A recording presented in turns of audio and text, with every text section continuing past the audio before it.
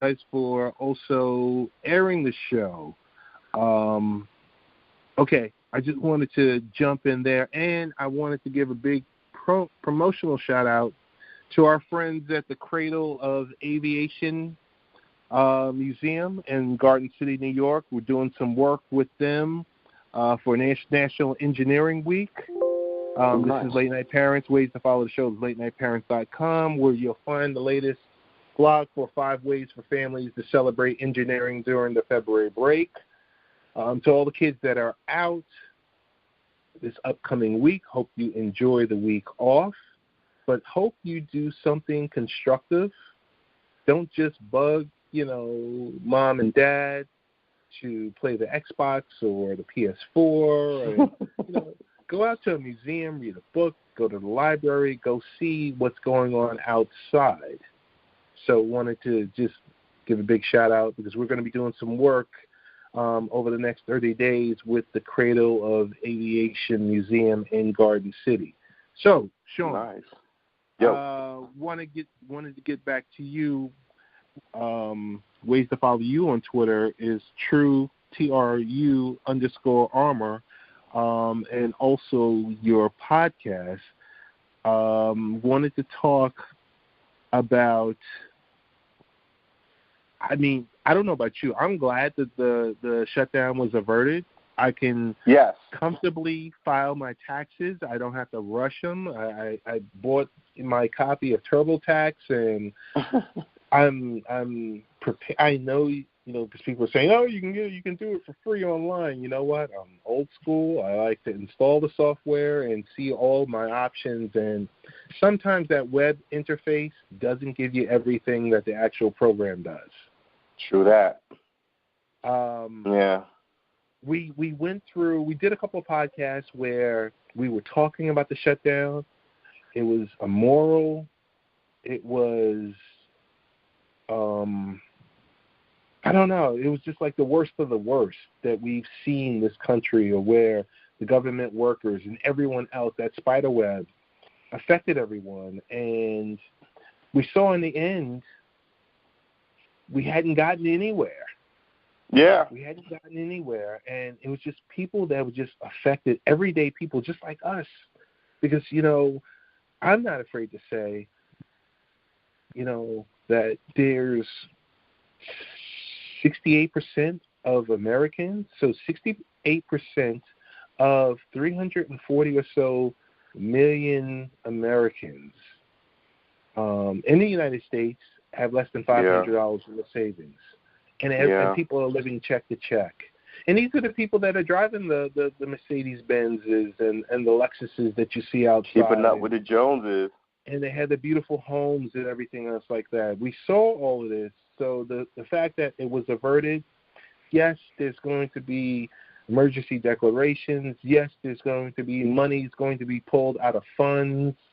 I'm happy that people won't have to struggle again. Well, they're going to struggle, but it's going to be a different type of struggle. It won't be something, that involuntary versus voluntary, where people were just hurting. We were seeing people on TV where when you turn to the cable news and you heard the stories of people saying, I don't have enough money to pay for the medication for my kid. This is the problem with the American people, right? No one's got a memory. This has happened before. It happened in 2013. Yeah, it happens to presidents. And people always think, well, it's not going to be me. And the truth is in the telling. So in the modern world, at least for the last 10 years, everything most people have, at least in our country, have thought or drawn or eaten, the majority of us have taken a picture of it and put it on social media, right? So you can sort of track people, at least over the last 10 years, by their social media habits. So if I'm on social media in some of these rural places where these places got hit, and I'm going, welfare moms and, all that. And then now the shutdown comes and I have to, ask someone for help. The circumstances are slightly different, but you're still in the same boat. You know what I mean? And this is where compassion comes in.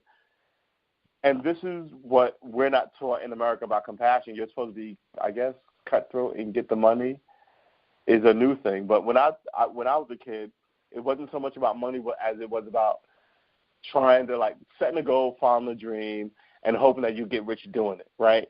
Now it's solely about, like, just aggressive pursuit of, like, craziness, I guess. And all of that is largely, I don't know, man. It's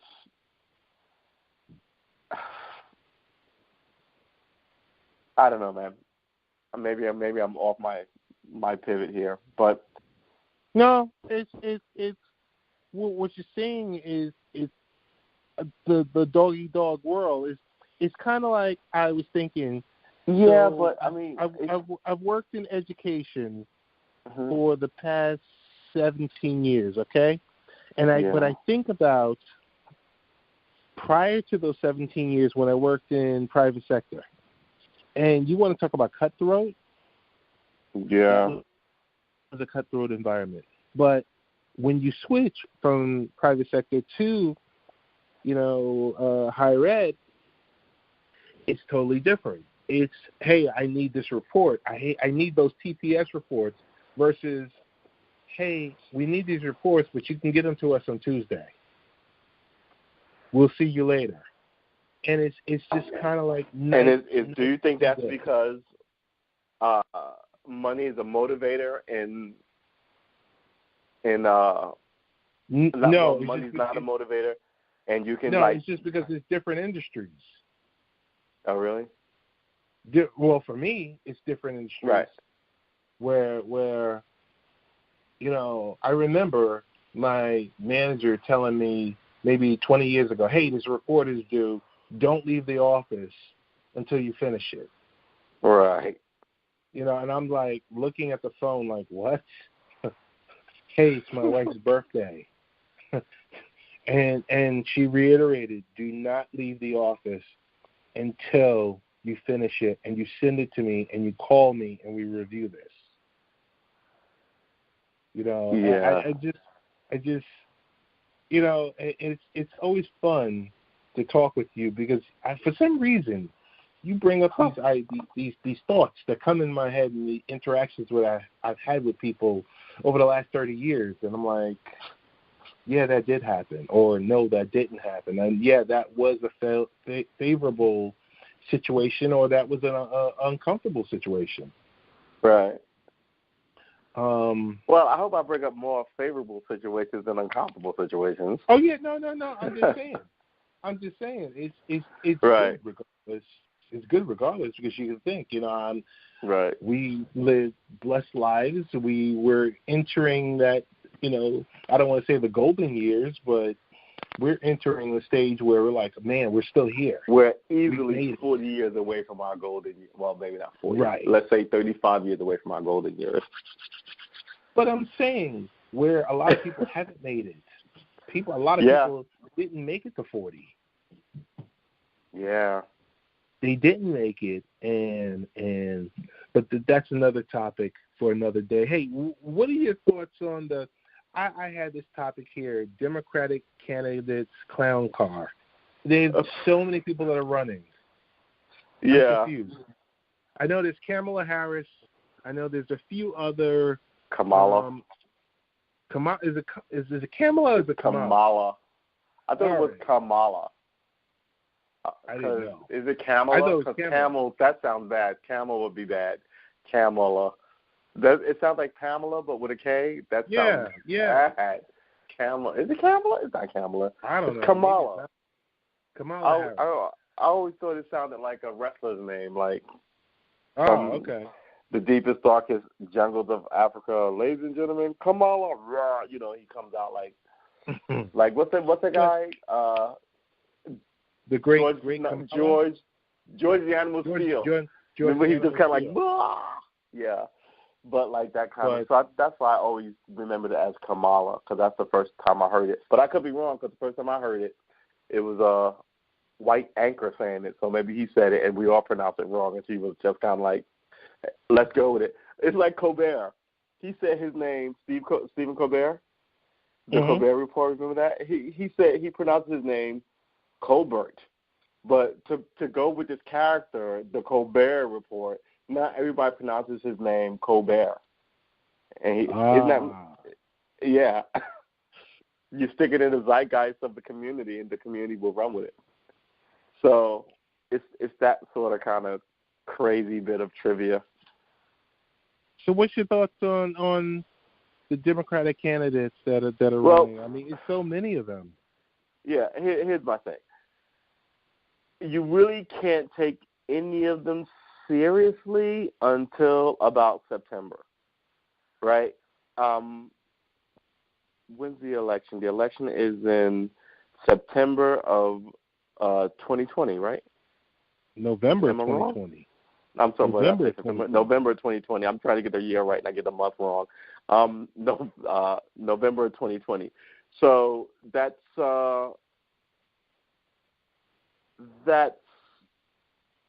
it should be about a year-ish campaign. So that puts you around after the summer.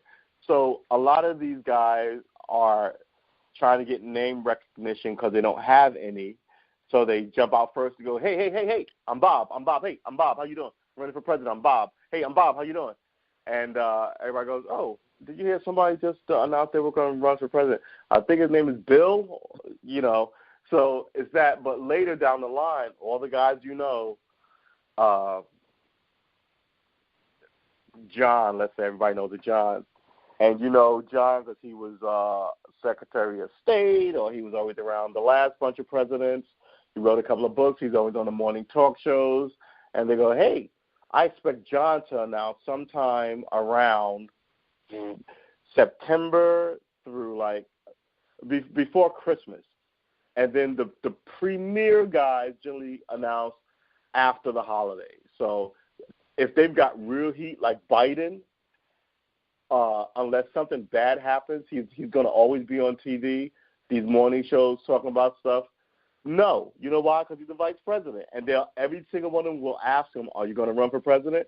And then he'd have to fudge it, and then people go, he's not even being serious anymore. Well, answer us. You've been toying around forever, that kind of thing. So he's going to be out of it, sight of it. But if he's got real heat, he can announce in January of 2020, right? Because he's got all this name recognition, and he's run before. But guys like, I'm about to say Schultz. What is his name? Not Schultz. The Bernie Sanders? Starbucks. No, the Starbucks. Schultz.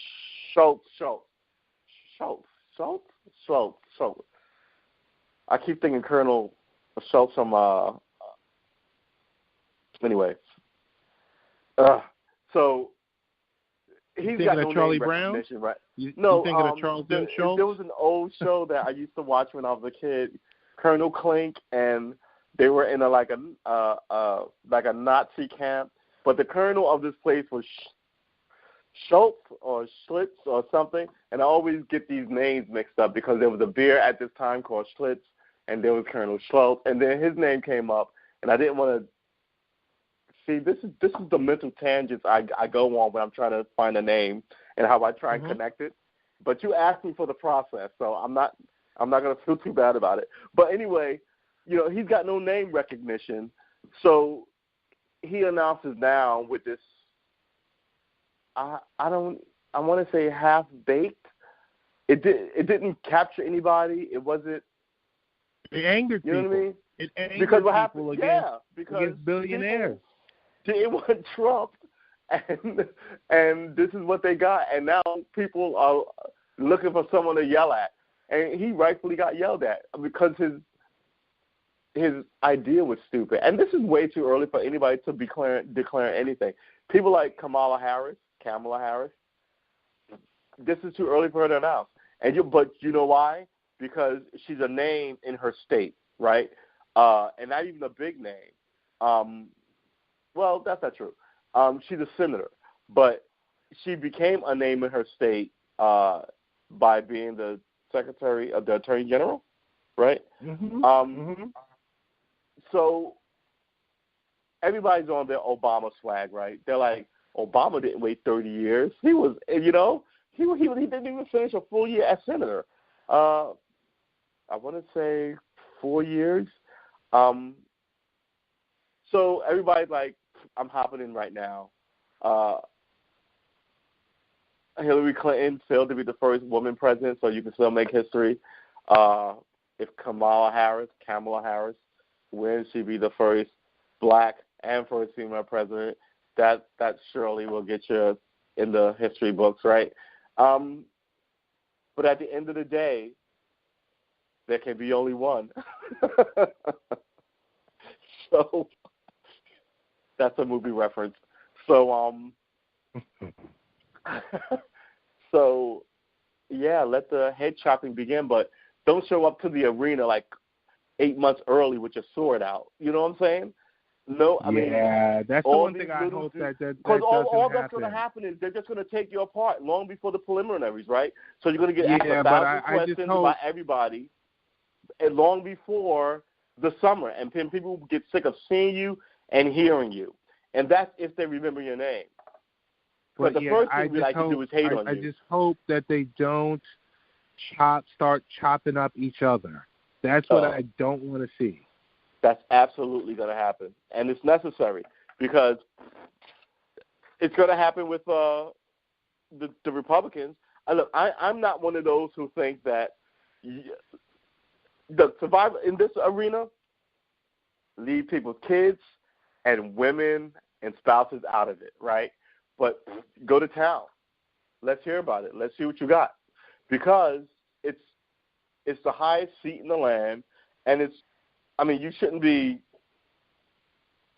There are some people who run for this office who I think should not be allowed to run for this office.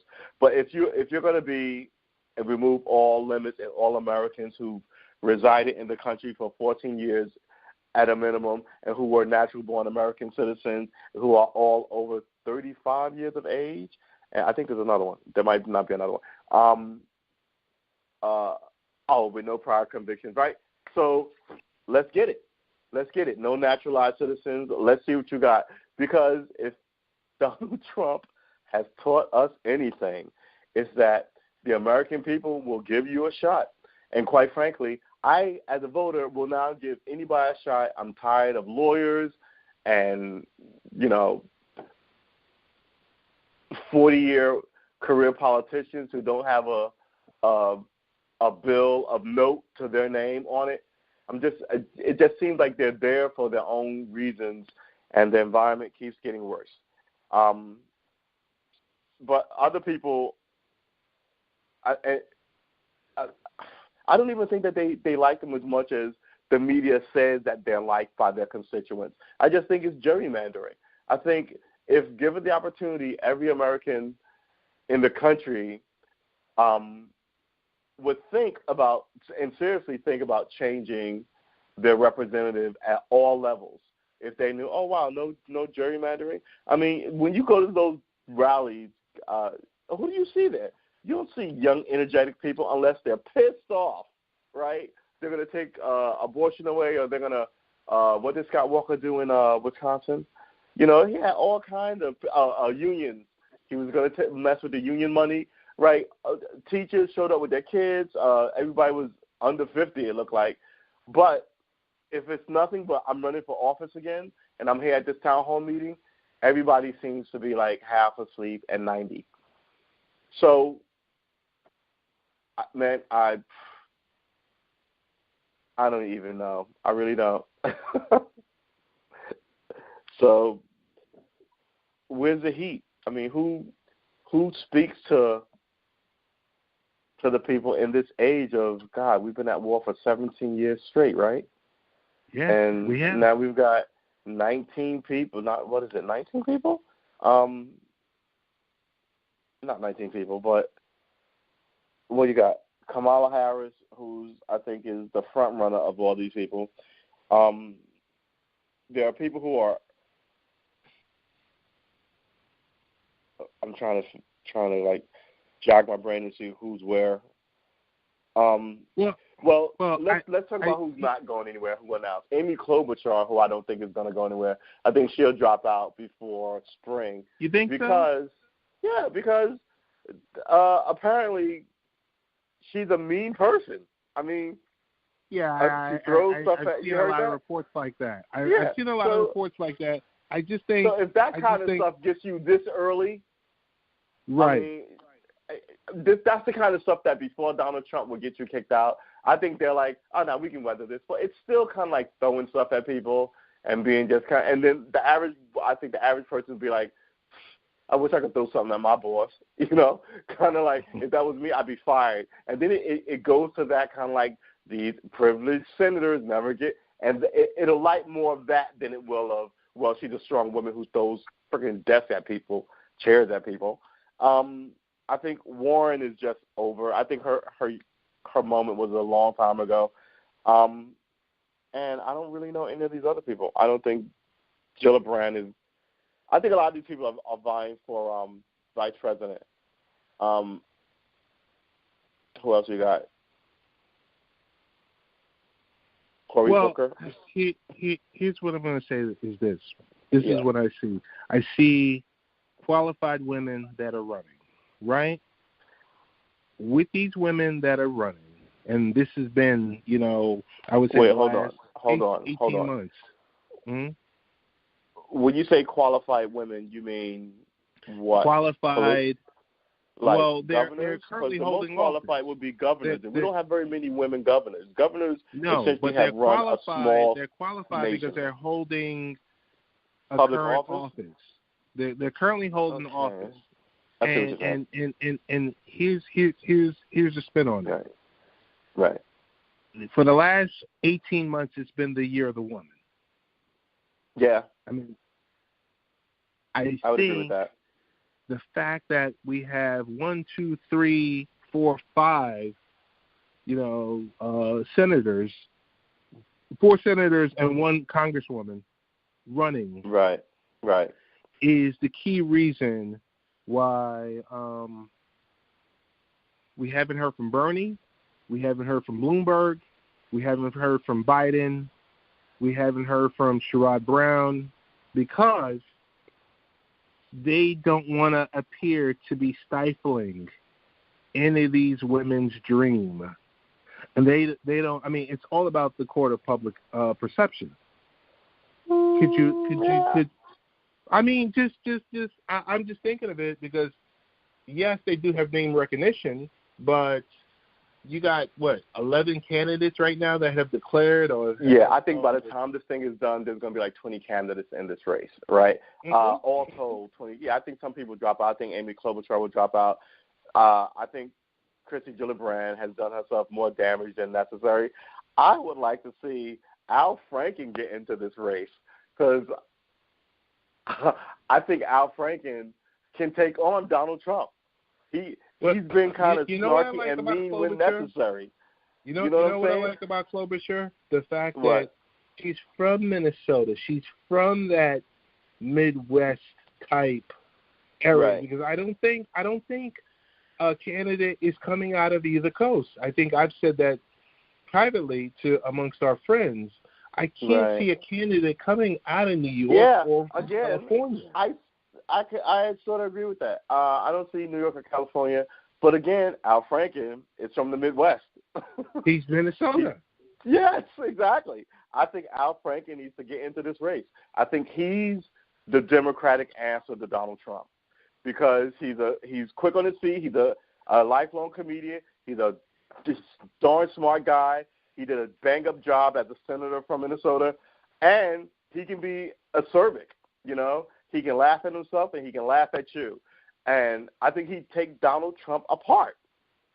But the question is, does he want it, and does I think he knows enough, but does he – I don't know, man. I think if he gets in this race, he upsets the whole table. Hold me to that because I don't think he he won't. I think he's the one person no one is talking about. And right. I think he's the one who has just what Donald Trump had. Right. He's got name recognition. He's got movie star status. He's funny. He's witty. He's clever. He's likable. He's liked by everybody but Fox News. Yeah. I don't think it'll be Warren or Klobuchar. Might be Harris. Don't think it'll be Gillibrand either. But, yeah, I think Al Franken is the sleeper in this race. And we'll know if the things begin to pick up with him. Maybe he's out of politics forever. It looks like he got kind of like, and I don't think anybody who follows this Me Too thing is who's serious. I've heard a lot of crazy stuff from crazy people online. Thinks Al Franken is anywhere near any of this Me Too stuff. We think he got burnt down in the first fires of it. You know what I mean? But yeah, I think Al Franken is the guy who could topple Donald Trump, could upset the Democratic primary. I think what's your final take on the billionaires? That they just totally stay away, they split the vote, they get involved, they don't get involved. Look, once the billionaires start showing up with their money, people are going to lose their mind, right? People know what it looks like when you buy an election. I was in New York when Bloomberg, in my opinion, brought that election and stayed for 12 years. So yeah, he set a bad precedent. But which election? Now, which election I don't want him to be president. Third one? I know, but hear it out. He set that precedent in New York City as mayor. Served 8 years. There was term limits, and decided to stay for. So that's a bad precedent. So in my opinion, wait a minute. But hold on, let me just finish that statement. But in my opinion, if you break that precedent there, how can I trust you to sit in the White House for 8 years, maybe 12, maybe 30? You know what I'm saying? You've already showed me that you have zero disregard and you will buy what you want, and you have zero disregard for what the people want. Him announcing but I need you to answer a question. I need you to answer a question. Yeah. Which election did he buy? The first, the second, or the third? I think he bought the third. No, once he's in there, then you could get the apparatus that's built to keep you there for you, right? And the whole thing, it was, issues with the black community and police shootings and, it was dark. So when he shows up with his money and the games he played before, with the history that he has in that community, you are not running as a Democrat, because his whole arrival showed the cracks in the relationship between the black community and the Jewish community, because he was so divisive. Sean, you gotta help me out. I need you to help me out. Sean, I need you to help me out. Yeah. I'm slow. Which election did he buy? He bought all three. He bought which one? I think he bought the third one. But are you saying he bought 1, 2, and 3, or he bought? Well, and we should couch our language before lawyers start asking us questions. In my opinion, he was popular enough, and he bankrolled the first election himself with his own money, right? But he was fairly popular, right? Did it all three. But the second one comes around because there are this jerry-rigged system of keeping people in power, right? But then when he was supposed to leave at the end of that second term, is where his money and his influence and his newspaper and all the dirty tricks of politics, in my opinion, came into play to keep him there. I mean, there were term limits, 8 years, and that's it, get out. And he used his money and his influence and his whole Bloombergian bullshittery, excuse my language, to stay. And to me, in a democracy, I'm still, all these years later, enraged by it. You know what I mean? Because once that happens once, someone down the line would do it. And when a general or something takes the thing, he'll cite that, well, in New York in 2000 so Bloomberg used his power and money and influence to stay 12. Some people go, well, it did happen once before. I guess he's got a point. It shouldn't have happened the first time. And the fact that you get to, like, I feel like sometimes I just feel like with these guys, it's sort of like shooting a child in the street and then walking back to your high-end car and driving away. That's the way it feels like to me sometimes. It's just such a blatant and arrogant I disagree thing. With you. Really, do you? I totally disagree with you. I Okay. totally disagree with you. You know why? Okay. Why? He co-opted, well, not totally disagree, but I thought it sounded pretty good. Right. Say, I think, yes, he bent the rules, but yes, since he was in the pocket of the city council. Yeah. And when I say in the pocket, I don't mean payola. I mean he's making donations to their re-election funds that they bent the rules. Exactly. They bent the rules for him. Exactly. And he said, hey, I forgot the name of the speaker at the time, but she's a pundit now on CNN. I see her from time to time. Letitia James? Oh, no. No, she's the attorney general now. She's the right. But there was another councilwoman who was in the queue to run for New York mayor, and he basically had her step to the side and agree, because he's got big pockets, that he wanted to run for 4 more years. And the system was already warped, and he just went in there and manipulated it. I agree with you with that, but I placed the blame on the city council at the time. Right. Because they allowed it. Corruption. They allowed it. They co-signed it. It's kind of like, so you're there with your son and your daughter. So you're there with your daughter. I'm here with my son, and you're at the Lexus dealer. Right. Okay. My son said, hey, I love Range Rovers.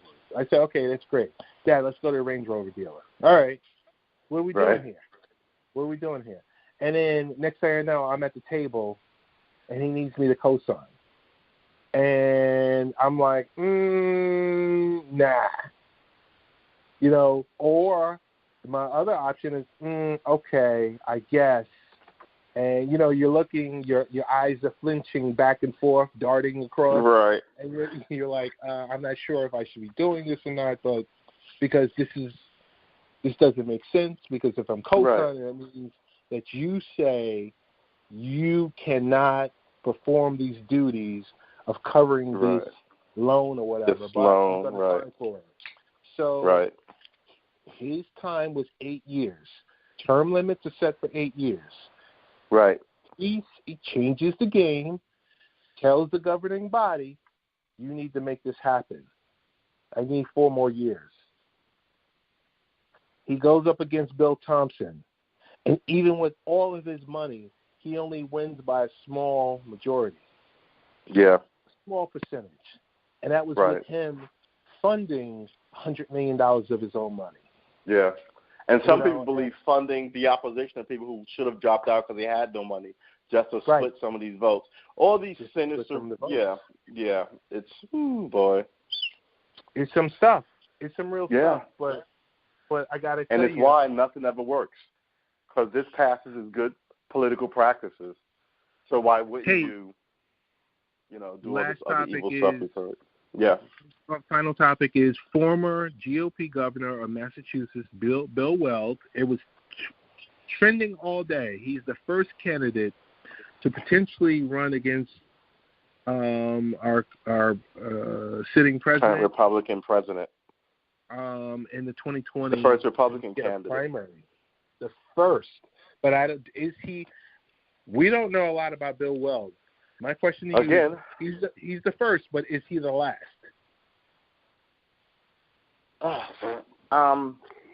Is he the last? I don't know. Okay, I don't think there's going to be too many of them. So I'm gonna say he's not gonna be the last, but I think he's a kite, as we used to call it in the police department. He's a kite, right?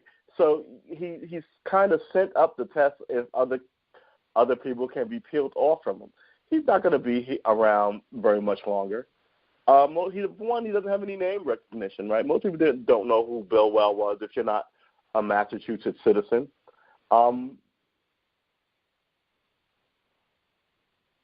So yeah, he'll make the rounds. Let's see what is his position.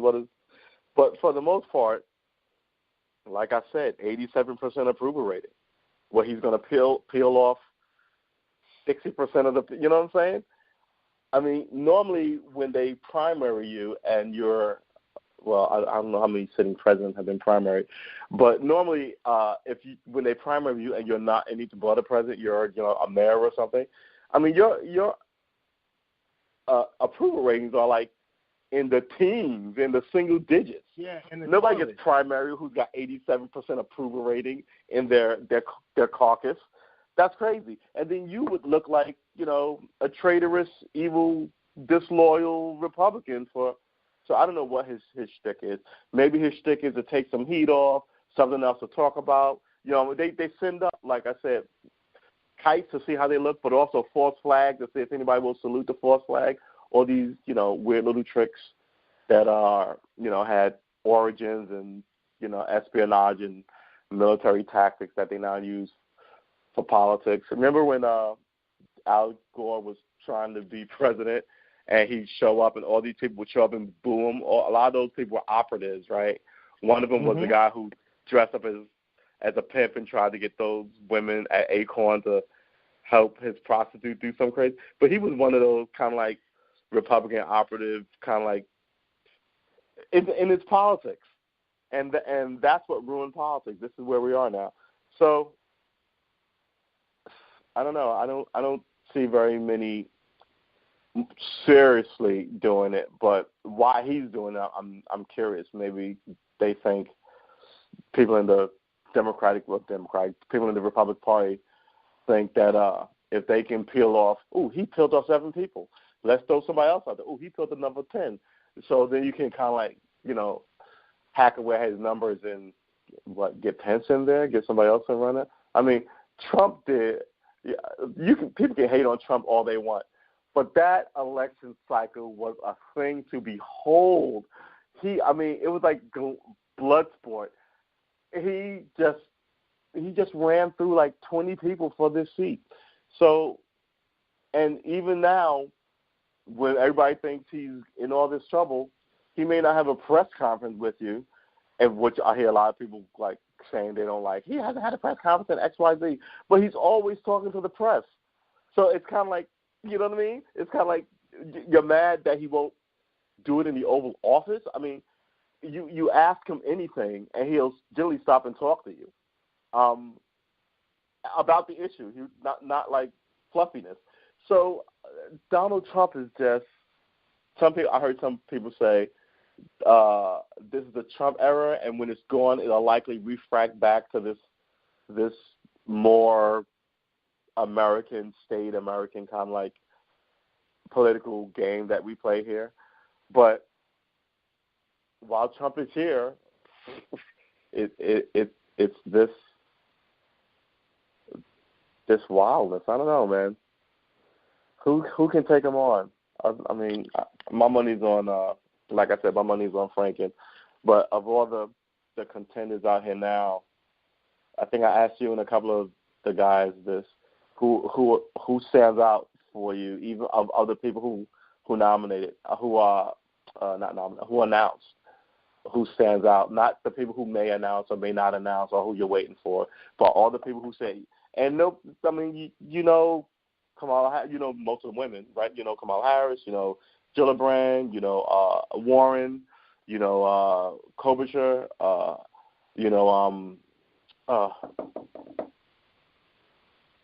that might be all of them. But at least these names.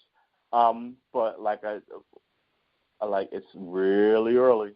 It's really early, and I think you don't take anybody serious until at least September, October. Yeah.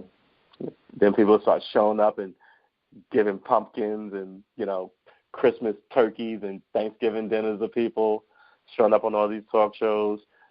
And then they'll start playing coy. Are you going to announce? Well, I'm going to announce after the holidays, and then you'll know who it shakes out. Because some people be like, I don't care if you announce after the holidays. But then, in that whole environment, they won't be as brutal to you because it'll be September, October, November, December. But after that, come January, the gloves are off, and it's about a year long, run up to the primaries and then to the election. See what we get. Shawn, yeah. I want to thank you. I want to thank you so much for joining. We got to do Thanks this for having more me, man. And it was pretty thorough.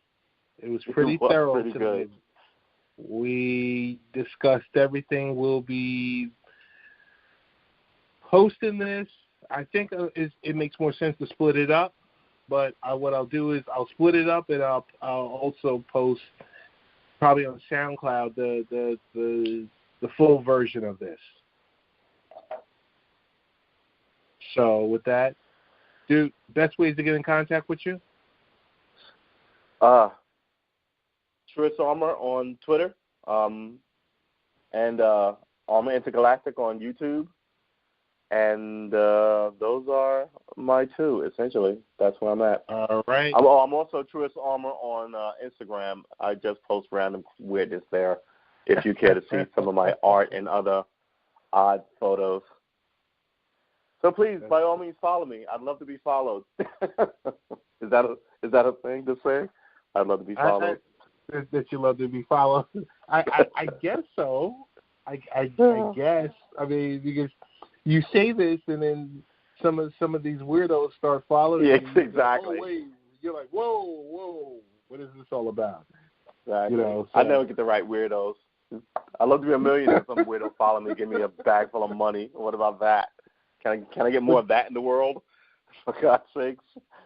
Not just for me, but for everybody, as the song says. All right, Biz. All right, man. Be good. I love you. Be easy. All right. I'll talk to you. Absolutely.